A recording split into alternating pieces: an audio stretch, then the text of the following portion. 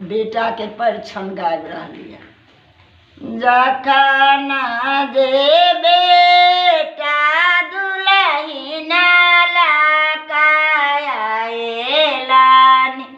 सबाई हवा परिछन कराताए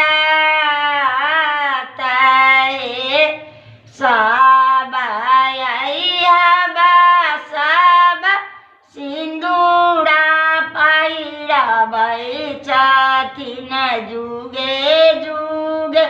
राब पुतहु बाताहे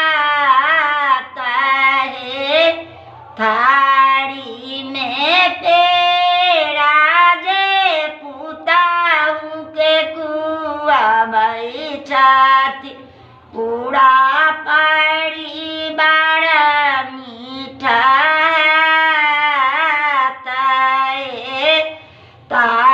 खाना बेटा पुतहु के परिछन करई छथि आजू घर बहुत आनंद गेलनी बहिनी जे नाच करई छथि आजू भैया भाभी लकायलनिए हमहूँ तायाओ भैया अहूँ साजे मांगब गाला में लेबै बिमलहारियो तखनहि भैया हलसी काहे देलनि लिया बहिनु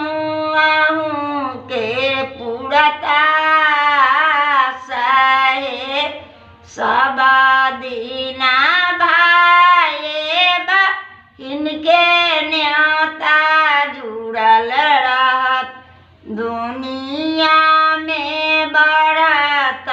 ई प्रेम। बेटा परिछन गाबि देलिए गीत गाबि रहल छी। हर गाँव में ओठंगर कुटाइ छै 8 आदमी से ठंगर कुटायल कि न दुलारी ससुरारी में मिथिला के बेहबार में न 8 आदमी मुसड़ी जाएल दूल्हा 8 आदमी पूरा बेल पूरा ही तबेदा पढ़ाब छथि आंगन में दूल्हा के बेहबार में ना 8 के डोरा लाका बन्हेल